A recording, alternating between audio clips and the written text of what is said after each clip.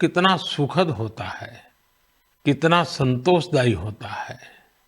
मन की बात के द्वारा आपसे मिलकर मैं यही अनुभूति करता हूँ और आज तो हमारी साझा यात्रा का ये 108वां एपिसोड है।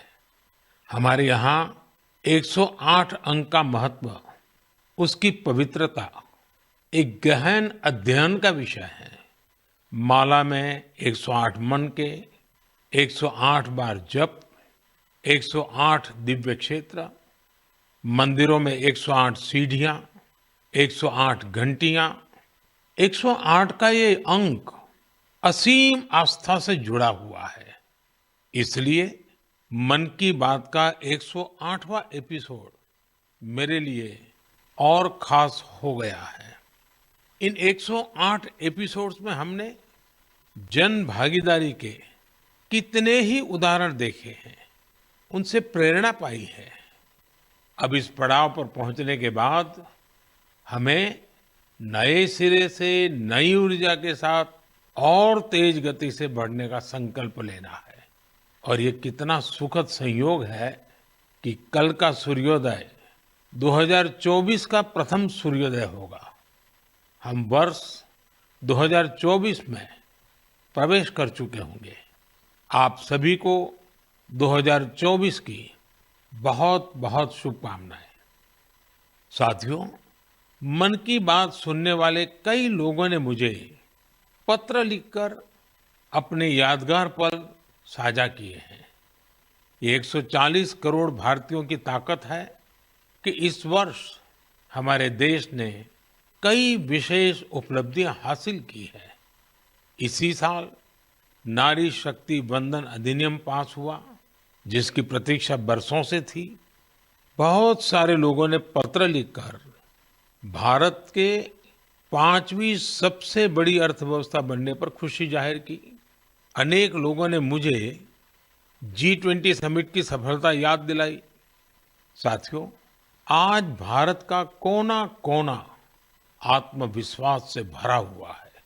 विकसित भारत की भावना से, आत्मनिर्भरता की भावना से ओतप्रोत है। 2024 में भी हमें इसी भावना और मोमेंटम को बनाए रखना है। दिवाली पर रिकॉर्ड कारोबार ने ये साबित किया कि हर भारतीय वोकल फॉर लोकल के मंत्र को महत्व दे रहा है। साथियों, आज भी कई लोग मुझे चंद्रयान-3 की सफलता को लेकर संदेश भेजते रहे हैं। मुझे विश्वास है कि मेरी तरह आप भी हमारे वैज्ञानिकों और विशेषकर महिला वैज्ञानिकों को लेकर गर्व का अनुभव करते होंगे। साथियों, जब नाटू नाटू को ऑस्कर मिला तो पूरा देश खुशी से झूम उठा। द एलिफेंट विस्परर्स को सम्मान की बात जब सुनी तो कौन खुश नहीं हुआ। इनके माध्यम से दुनिया ने भारत की क्रिएटिविटी को देखा और पर्यावरण के साथ हमारे जुड़ाव को समझा। इस साल स्पोर्ट्स में भी हमारे एथलीटों ने जबरदस्त प्रदर्शन किया। एशियन गेम्स में हमारे खिलाड़ियों ने 107 और एशियन पैरा गेम्स में 111 मेडल जीते। क्रिकेट वर्ल्ड कप में भारतीय खिलाड़ियों ने अपने प्रदर्शन से सबका दिल जीत लिया। अंडर 19 T20 वर्ल्ड कप में हमारी महिला क्रिकेट टीम की जीत बहुत प्रेरित करने वाली है। कई खेलों में खिलाड़ियों की उपलब्धियों ने देश का नाम बढ़ाया। अब 2024 में पेरिस ओलंपिक का आयोजन होगा, जिसके लिए पूरा देश अपने खिलाड़ियों का हौसला बढ़ा रहा है। साथियों, जब भी हमने मिलकर प्रयास किया, हमारे देश की विकास यात्रा पर बहुत सकारात्मक प्रभाव हुआ। हमने आजादी का अमृत महोत्सव और मेरी माटी मेरा देश ऐसे सफल अभियान का अनुभव किया। इसमें करोड़ों लोगों की भागीदारी के हम सब साक्षी हैं। 70,000 अमृत सरोवरों का निर्माण भी हमारी सामूहिक उपलब्धि है। साथियों, मेरा ये विश्वास रहा है कि जो देश इनोवेशन को महत्व नहीं देता, उसका विकास रुक जाता है। भारत का इनोवेशन हब बनना इस बात का प्रतीक है कि हम रुकने वाले नहीं हैं। 2015 में हम ग्लोबल इनोवेशन इंडेक्स में 81वें रैंक पर थे। आज हमारी रैंक 40 है। इस वर्ष भारत में फाइल होने वाले पेटेंट की संख्या ज्यादा रही, जिनमें करीब 60% डोमेस्टिक फर्म्स के थे। क्यूएस एशिया यूनिवर्सिटी रैंकिंग में इस बार सबसे अधिक संख्या में भारतीय यूनिवर्सिटी शामिल हुई है। अगर इन उपलब्धियों की लिस्ट बनाना शुरू करें तो ये कभी पूरी ही नहीं होगी। ये तो सिर्फ एक झलक है।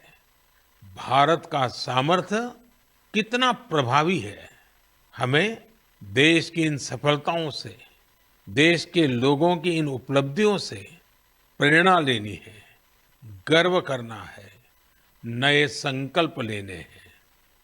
मैं एक बार फिर आप सबको 2024 की शुभकामनाएं देता हूं। मेरे परिवारजनों, हमने अभी भारत को लेकर हर तरफ जो आशा और उत्साह है उसकी चर्चा की। ये आशा और उम्मीद बहुत अच्छी है। जब भारत विकसित होगा तो इसका सबसे अधिक लाभ युवाओं को ही होगा।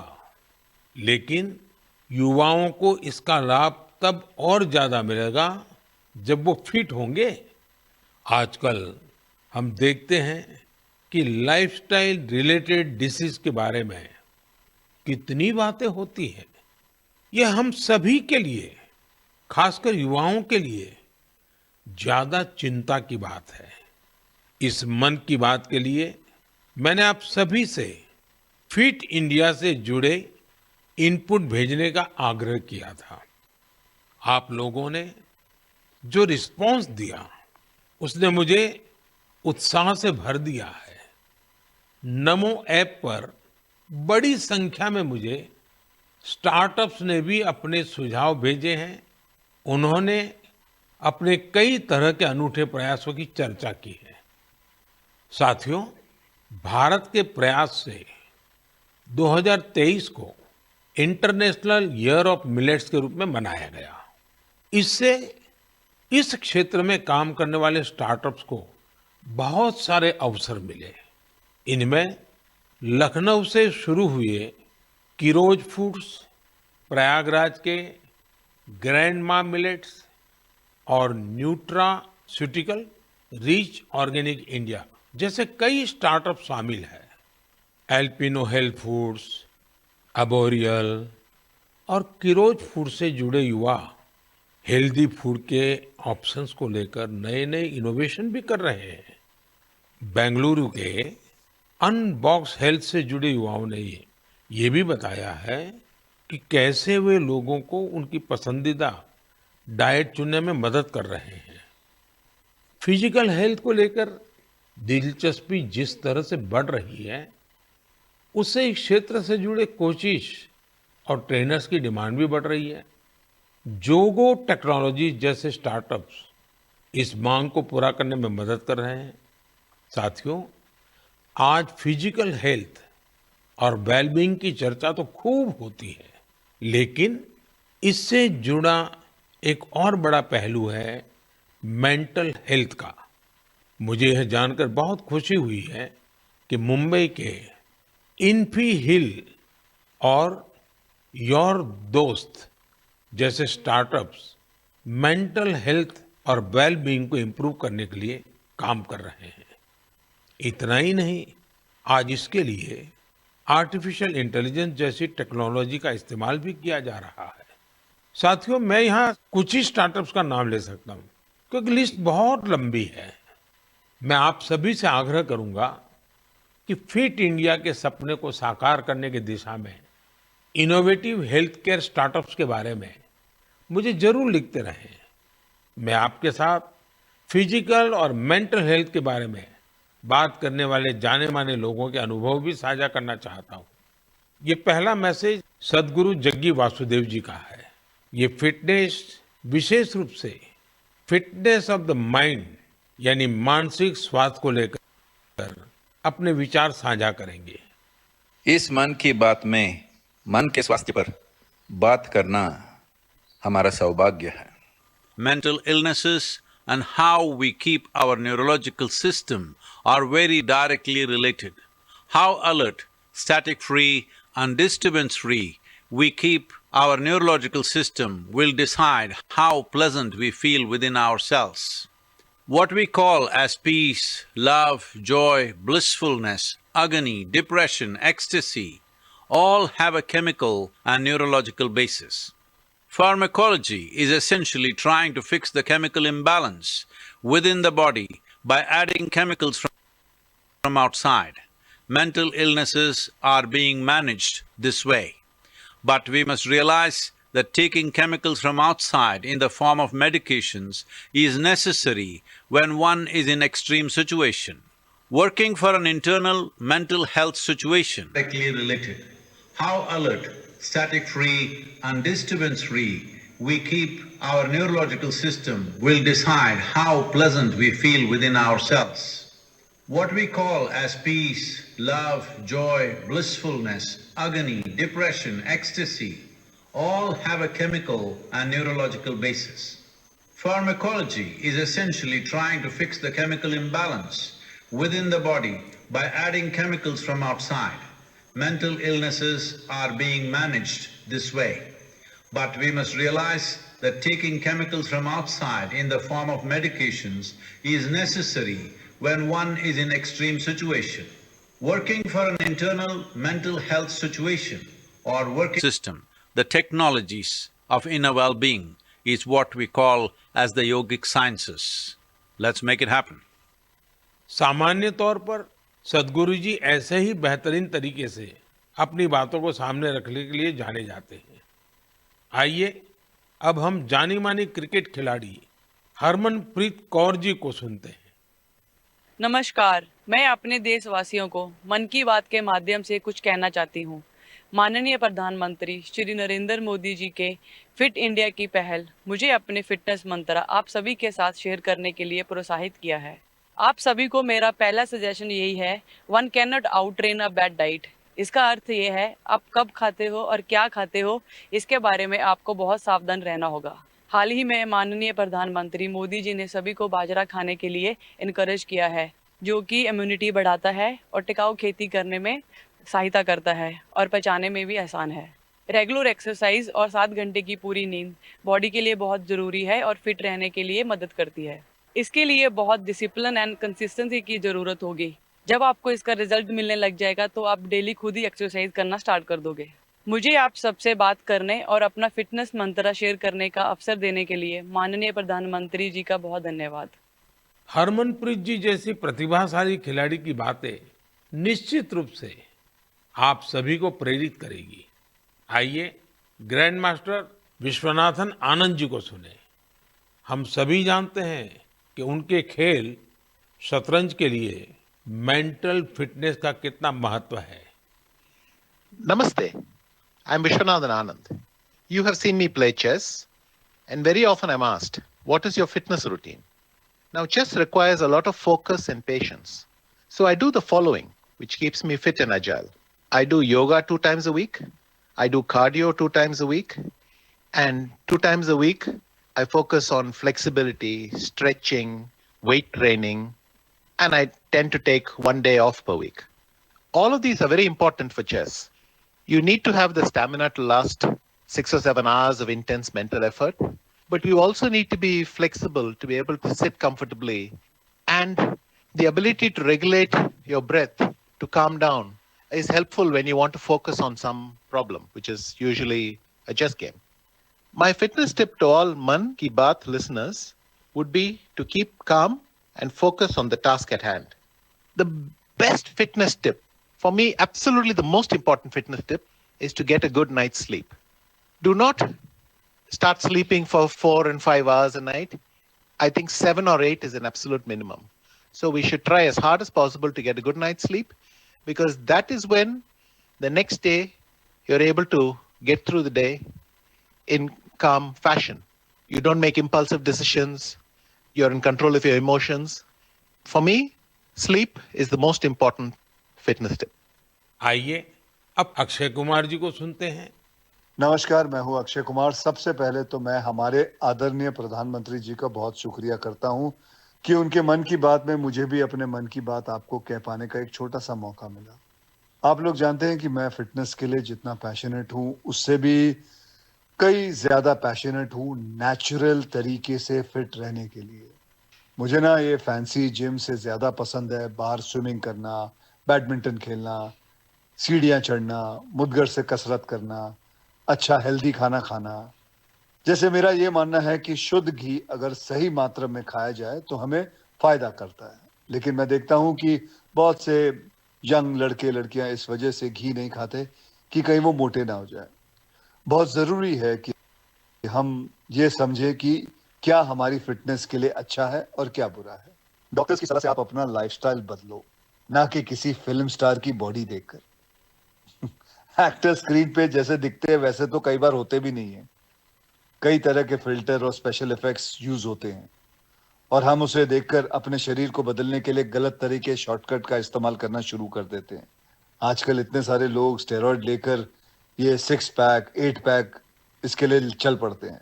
यार ऐसे शॉर्टकट से बॉडी ऊपर से फूल जाती है लेकिन अंदर से खोखली रह जाती है। आप लोग याद रखिएगा कि shortcut can cut your life short. आपको शॉर्टकट नहीं, लॉन्ग लास्टिंग फिटनेस चाहिए। दोस्तों, फिटनेस एक तरह की तपस्या है, इंस्टेंट कॉफी या 2 मिनट का नूडल नहीं है। इस नए साल में अपने आप से वादा करो, नो केमिकल्स, नो शॉर्टकट, कसरत, योग, अच्छा खाना, वक्त पे सोना, थोड़ा मेडिटेशन और सबसे जरूरी, जैसे आप दिखते हो ना, उसे खुशी से एक्सेप्ट करो। आज के बाद फिल्टर वाली लाइफ नहीं, फिटर वाली लाइफ जियो। Take care. जय महाकाल। इस सेक्टर में कई और स्टार्टअप्स हैं, इसलिए मैंने सोचा कि एक युवा स्टार्टअप फाउंडर से भी चर्चा की जाए जो इस क्षेत्र में बेहतरीन काम कर रहे हैं। नमस्कार, मेरा नाम ऋषभ मल्होत्रा है और मैं बैंगलोर का रहने वाला हूँ। मुझे ये जानकर बेहद खुशी हुई कि मन की बात में फिटनेस पर चर्चा हो रही है। मैं खुद फिटनेस की दुनिया से बिलोंग करता हूँ और बैंगलोर में हमारा एक स्टार्टअप है जिसका नाम है तगड़ा रहो। हमारा स्टार्टअप भारत के पारंपरिक व्यायाम को आगे लाने के लिए बनाया गया है। भारत के पारंपरिक व्यायाम में एक बहुत ही अद्भुत व्यायाम है जो है गदा व्यायाम, और हमारा पूरा फोकस गदा और मुग्दर व्यायाम पर ही है। लोगों को जानकर आश्चर्य होता है कि आप गदा से सारी ट्रेनिंग कैसे कर लेते हैं। मैं ये बताना चाहूंगा कि गदा व्यायाम हजारों साल पुराना व्यायाम है और ये हजारों सालों से भारत में चलता आ रहा है। आपने इसे छोटे बड़े अखाड़ों में देखा होगा और हमारे स्टार्टअप के माध्यम से हम इसे एक आधुनिक फॉर्म में वापस लेके आए हैं। हमें पूरे देश से बहुत प्यार मिला है, बहुत अच्छा रिस्पांस मिला है। मन की बात के माध्यम से मैं ये बताना चाहूंगा कि इसके अलावा भी भारत में बहुत से ऐसे प्राचीन व्यायाम हैं, हेल्थ और फिटनेस से रिलेटेड विधि है जो हमें अपनानी चाहिए और दुनिया में आगे भी सिखानी चाहिए। मैं फिटनेस की दुनिया से हूं तो आपको एक पर्सनल टिप देना चाहूंगा। गदा व्यायाम से आप अपना बल, अपनी ताकत, अपना पोस्चर और अपनी ब्रीदिंग को भी ठीक कर सकते हैं। तो गदा व्यायाम को अपनाएं और इसे आगे बढ़ाएं। जय हिंद। साथियों, हर किसी ने अपने विचार रखे हैं, लेकिन सबका एक ही मंत्र है, हेल्दी रहें, फिट रहें। 2024 की शुरुआत करने के लिए आपके पास अपनी फिटनेस से बड़ा संकल्प और क्या होगा। मेरे परिवारजनों, कुछ दिन पहले काशी में एक एक्सपेरिमेंट हुआ था जिसे मैं मन की बात के श्रोताओं को जरूर बताना चाहता हूं। आप जानते हैं कि काशी तमिल संगमम में हिस्सा लेने के लिए हजारों लोग तमिलनाडु से काशी पहुंचे थे। वहां मैंने उन लोगों से संवाद के लिए artificial intelligence AI tool Bhashini का सार्वजनिक रूप से पहली बार उपयोग किया। मैं मंच से हिंदी में संबोधन कर रहा था, लेकिन एआई टूल भाषिणी की वजह से वहां मौजूद तमिलनाडु के लोगों को मेरा वही संबोधन उसी समय तमिल भाषा में सुनाई दे रहा था। काशी तमिल संगमम में आए लोग इस प्रयोग से बहुत उत्साहित दिखे। वो दिन दूर नहीं जब किसी एक भाषा में संबोधन हुआ करेगा और जनता रियल टाइम में उसी भाषण को अपनी भाषा में सुना करेगी। ऐसा ही फिल्मों के साथ भी होगा। जब जनता सिनेमा हॉल में एआई की मदद से रियल टाइम ट्रांसलेशन सुना करेगी। आप अंदाजा लगा सकते हैं कि जब ये टेक्नोलॉजी हमारे स्कूलों, हमारे अस्पतालों, हमारी अदालतों में व्यापक रूप से इस्तेमाल होने लगेगी तो कितना बड़ा परिवर्तन आएगा। मैं आज की युवा पीढ़ी से आग्रह करूंगा कि रियल टाइम ट्रांसलेशन से जुड़े एआई टूल्स को और एक्सप्लोर करें, उन्हें 100% फुल प्रूफ बनाएं। साथियों, बदलते हुए समय में हमें अपनी भाषाएं बचानी भी हैं और उनका संवर्धन भी करना है। अब मैं आपको झारखंड के एक आदिवासी गांव के बारे में बताना चाहता हूं। इस गांव ने अपने बच्चों को मातृभाषा में शिक्षा देने के लिए एक अनूठी पहल की है। मंगलो गांव में बच्चों को कुडुख भाषा में शिक्षा दी जा रही है। इस स्कूल का नाम है कार्तिक उरांव आदिवासी कुडुख स्कूल। इस स्कूल में 300 आदिवासी बच्चे पढ़ते हैं। कुडुख भाषा उरांव आदिवासी समुदाय की मातृभाषा है। कुडुख भाषा की अपनी लिपि भी है जिसे तोलंग सिकी नाम से जाना जाता है। ये भाषा धीरे धीरे विलुप्त होती जा रही थी, जिसे बचाने के लिए इस समुदाय ने अपनी भाषा में बच्चों को शिक्षा देने का फैसला किया है। इस स्कूल को शुरू करने वाले अरविंद उरांव कहते हैं कि आदिवासी बच्चों को अंग्रेजी भाषा में दिक्कत आती थी, इसलिए उन्होंने गांव के बच्चों को अपनी मातृभाषा में पढ़ाना शुरू कर दिया। उनके इस प्रयास से बेहतर परिणाम मिलने लगे तो गांव वाले भी उनके साथ जुड़ गए। अपनी भाषा में पढ़ाई की वजह से बच्चों के सीखने की गति भी तेज हो गई है। हमारे देश में कई बच्चे भाषा की मुश्किलों की वजह से पढ़ाई बीच में ही छोड़ देते थे। ऐसी परेशानियों को दूर करने में नई राष्ट्रीय शिक्षा नीति से भी मदद मिल रही है। हमारा प्रयास है कि भाषा किसी भी बच्चे की शिक्षा और प्रगति में बाधा नहीं बननी चाहिए। साथियों, हमारी भारत भूमि को हर कालखंड में देश की विलक्षण बेटियों ने गौरव से भर दिया है। सावित्रीबाई फुले जी और रानी वेलु नाचियार जी देश की ऐसी ही दो विभूतियां हैं। उनका व्यक्तित्व ऐसे प्रकाश स्तंभ की तरह है जो हर युग में नारी शक्ति को आगे बढ़ाने का मार्ग दिखाता रहेगा। आज से कुछ ही दिनों बाद 3 जनवरी को हम सभी इन दोनों की जन्म जयंती मनाएंगे। सावित्रीबाई फुले जी का नाम आते ही सबसे पहले शिक्षा और समाज सुधार के क्षेत्र में उनका योगदान हमारे सामने आता है। वे हमेशा महिलाओं और वंचितों की शिक्षा के लिए जोरदार तरीके से आवाज उठाती रही। वे अपने समय से बहुत आगे थी और उन गलत प्रथाओं के विरोध में हमेशा मुखर रही। शिक्षा से समाज के सशक्तिकरण पर उनका गहरा विश्वास था। महात्मा फुले जी के साथ मिलकर उन्होंने बेटियों के लिए कई स्कूल शुरू किए। उनकी कविताएं लोगों में जागरूकता बढ़ाने और आत्मविश्वास भरने वाली होती थी। लोगों से हमेशा उनका यह आग्रह रहा कि वे जरूरत में एक दूसरे की मदद करें और प्रकृति के साथ भी समरसता से रहें। वे कितनी दयालु थी, इसे शब्दों में नहीं समेटा जा सकता। जब महाराष्ट्र में अकाल पड़ा तो सावित्रीबाई और महात्मा फुले ने जरूरतमंदों की मदद के लिए अपने घरों के दरवाजे खोल दिए। सामाजिक न्याय का ऐसा उदाहरण विरले ही देखने को मिलता है। जब वहां प्लेग का भय व्याप्त था तो उन्होंने खुद को लोगों की सेवा में झोंक दिया। इस दौरान वे खुद इस बीमारी की चपेट में आ गई। मानवता को समर्पित उनका जीवन आज भी हम सभी को प्रेरित कर रहा है। साथियों, विदेशी शासन के खिलाफ संघर्ष करने वाली देश की कई महान विभूतियों में से एक नाम रानी वेलु नाचियार का भी है। तमिलनाडु के मेरे भाई बहन आज भी उन्हें वीरा मंगई यानी वीर नारी के नाम से याद करते हैं।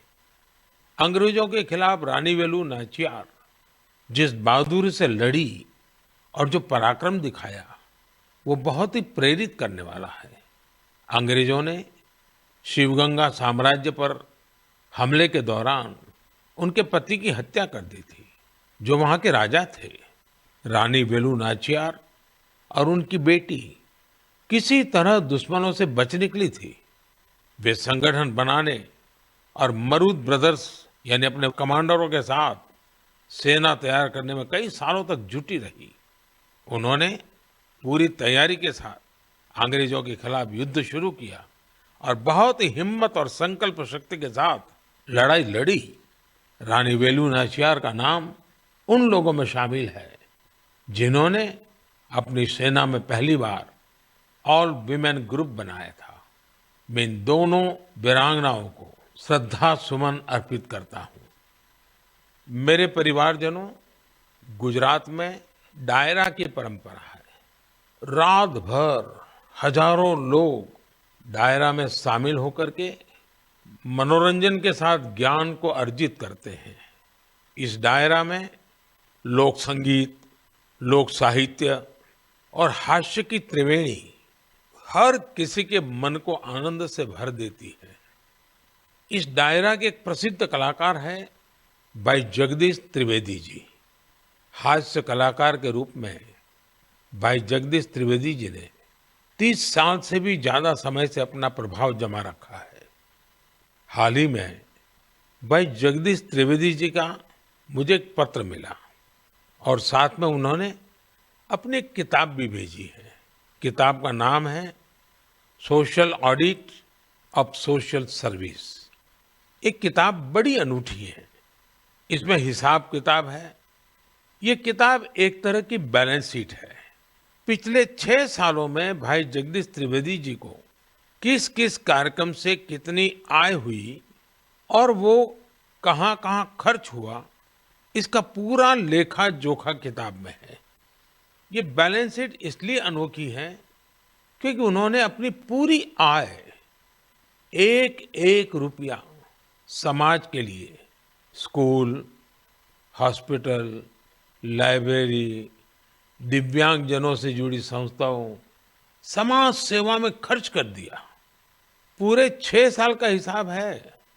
जैसे किताब में एक स्थान पर लिखा है 2022 में उनको अपने कार्यक्रमों से आय हुई 2,35,79,674 रुपये और उन्होंने स्कूल, हॉस्पिटल, लाइब्रेरी पर खर्च किए 2,35,79,674 रुपये।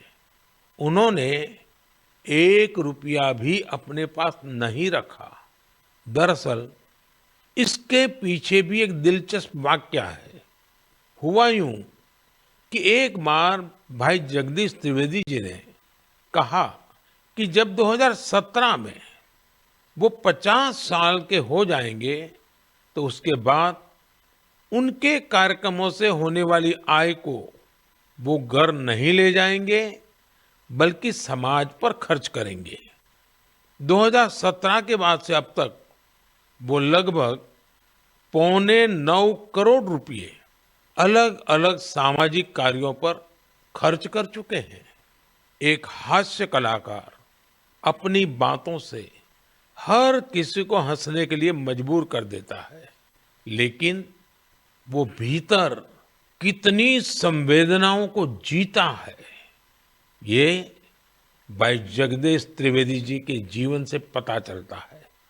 आपको ये जानकर हैरानी होगी कि उनके पास पीएचडी की 3 डिग्रियां भी हैं। वो 75 किताबें लिख चुके हैं, जिनमें से कई पुस्तकों को सम्मान भी मिला है।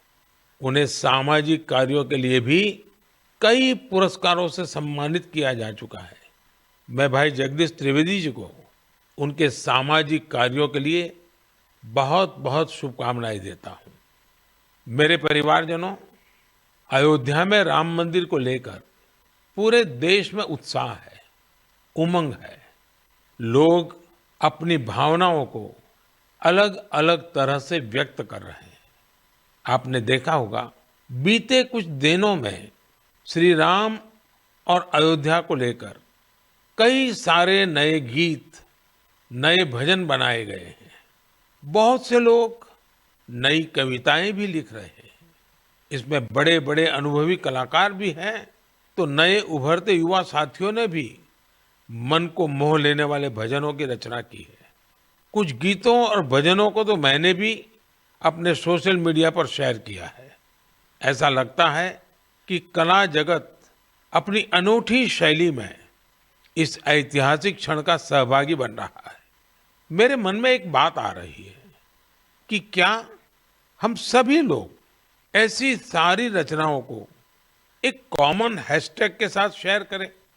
मेरा आपसे अनुरोध है कि हैशटैग श्री राम भजन के साथ आप अपनी रचनाओं को सोशल मीडिया पर शेयर करें। ये संकलन भावों का, भक्ति का ऐसा प्रवाह बनेगा जिसमें हर कोई राममय हो जाएगा। मेरे प्यारे देशवासियों, आज मन की बात में मेरे साथ बस इतना ही। 2024 अब कुछ ही घंटे दूर है। भारत की उपलब्धियां हर भारतवासी की उपलब्धि है। हमें पंच प्राणों का ध्यान रखते हुए भारत के विकास के लिए निरंतर जुटे रहना है। हम कोई भी काम करें, कोई भी फैसला लें, हमारी सबसे पहली कसौटी यही होनी चाहिए कि इससे देश को क्या मिलेगा, इससे देश का क्या लाभ होगा। राष्ट्र प्रथम, नेशन फर्स्ट, इससे बड़ा कोई मंत्र नहीं। इसी मंत्र पर चलते हुए हम भारतीय अपने देश को विकसित बनाएंगे, आत्मनिर्भर बनाएंगे। आप सभी 2024 में सफलताओं की नई ऊंचाई पर पहुंचे। आप सभी स्वस्थ रहें, फिट रहें, खूब आनंद से रहें, मेरी यही प्रार्थना है। 2024 में हम फिर एक बार देश के लोगों की नई उपलब्धियों पर चर्चा करेंगे। बहुत बहुत धन्यवाद।